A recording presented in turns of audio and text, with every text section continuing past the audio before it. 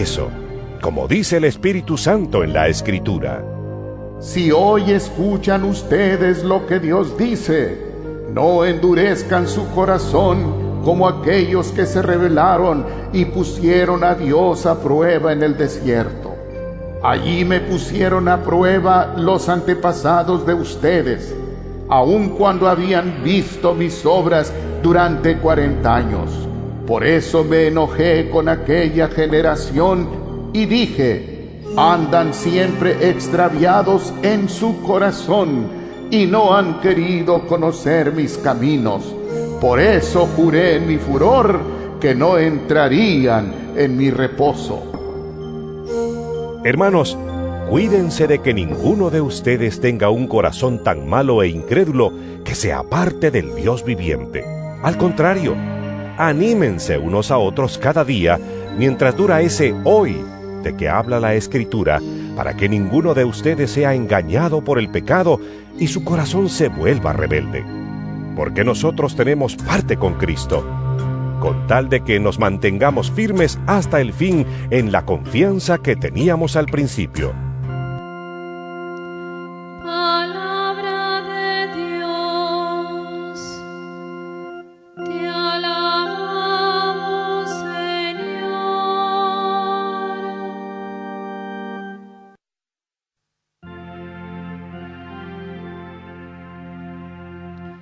Aleluya.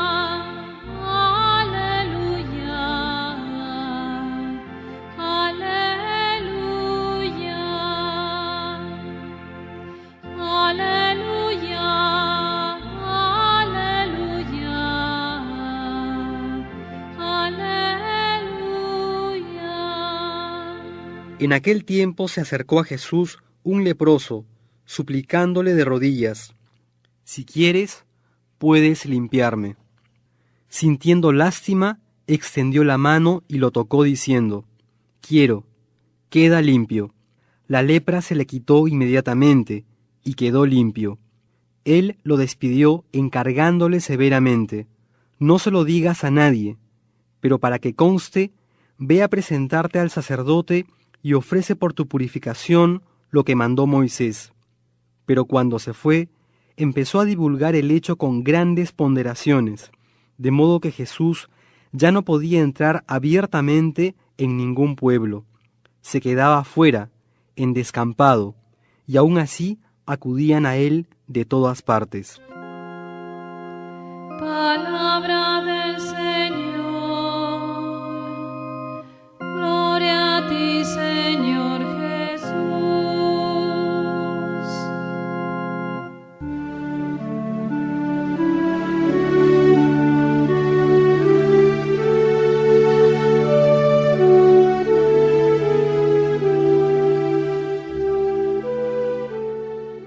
En este Evangelio, Jesús cura a un leproso.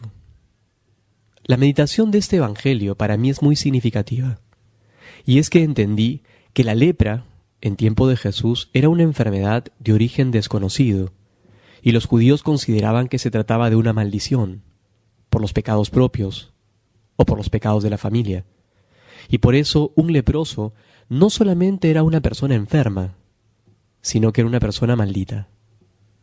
Era marginado, desterrado, lo perdía todo. Era recluido fuera de la ciudad junto a otros leprosos, abandonados a pasar hambre, a morir en soledad. Por eso es tan significativa la necesidad de este leproso que quizás pensó en un momento que Jesús era su única alternativa y se aventura a buscarlo. Incluso en algunos lugares llegaban a colgarle campanas al cuello a estos leprosos, de tal modo que no se acercaran a las ciudades, porque si eran descubiertos, eran apedreados hasta morir. Y a este leproso no le importa. En su inmensa necesidad, sale a buscar a Jesús. Y cuando llega a él, Jesús siente lástima. Es un hombre enfermo, es un hombre solo, es un hombre abandonado. Y lo sorprendente de esto es que este leproso no conmina a Jesús, sino que sencillamente le dice: si tú quieres, puedes limpiarme. Solo si tú quieres. Esta es la verdadera fe. Y es que la necesidad no es fe. Muchas veces en nuestras necesidades acudimos a Dios, y lo que hacemos es obligarlo a hacer lo que nosotros queremos. Y esto no es confianza. La confianza es pedirle a Dios, sí, pero esperar que Él obre de la mejor manera. Y por eso el testimonio de este leproso es un testimonio hermoso de cómo debemos ponernos confiadamente en las manos del Señor, cómo debemos acudir a Él en nuestras necesidades, incluso sorteando los mayores riesgos posibles, pero siempre confiando en que aquello que Dios haga por nosotros será siempre lo mejor. Si tú quieres, puedes limpiarme. Que aprendamos pues de este leproso a tener verdadera fe.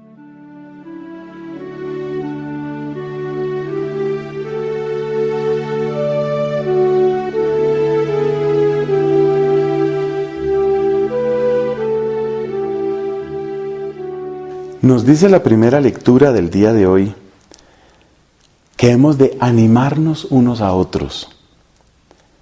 Ya hemos explicado cuál es la realidad dura que vive esta comunidad a la que se dirige la carta a los hebreos. Era gente que se había convertido al judaísmo y probablemente muchos de ellos no solamente pertenecían a la religión judía, sino que eran sacerdotes dentro del judaísmo. Estaban al servicio del templo, y el templo era la vida de ellos. El templo era su lugar de amistad, su lugar de trabajo, su lugar de socialización, su lugar de sustento. Cuando se convierten a Jesucristo y cuando son expulsados de la religión judía, cuando son excomulgados de la sinagoga, pues lo han perdido todo. Es apenas natural, o digamos, es bien explicable, que algunos de ellos llegaran a sentir una profunda desolación, llegaran a sentir gran nostalgia de su pasado y llegaran a sentir también dudas muy penetrantes, muy quemantes. Pensemos en el caso de un padre de familia. Sabemos que en el Antiguo Testamento el sacerdocio no solo no era incompatible con el matrimonio, sino que se esperaba que las familias sacerdotales tuvieran hijos, porque precisamente los hijos varones eran los que iban a perpetuar ese sacerdocio.